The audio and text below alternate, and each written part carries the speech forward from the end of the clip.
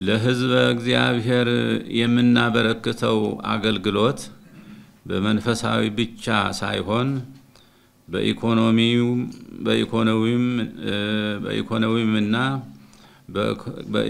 በኢኮኖሚውና በማህበራዊው አገልግሎትም ጭምር ነው። ከዚህ አንፃር ሕዝባችን የተሻለ ማህበራዊ አገልግሎት እንዲያገኝ በኢኮኖሚውም ከድህነት የተላቀቀ እንዲሆን እንደዚሁም ሰላምና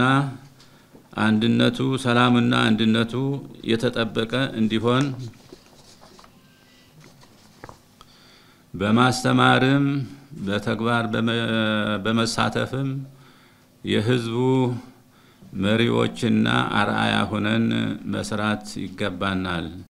የቤተ ክርስቲያናችን መንፈሳዊ ማህበራዊ ኢኮኖሚያዊና አስተዳደራዊ አፈጻጸማችንን በመገምገም ለቀጣዩ ጊዜ የሥራ አቅጣጫን የሚያስቀምጠው የርክበ ካህናት ቅዱስ ሲኖዶስ ቀኖናዊ ጉባኤ በዛሬው ዕለት የተጀመረ መሆኑን ለኦርቶዶክሳውያን ሕዝበ ክርስቲያን እናበስራለን።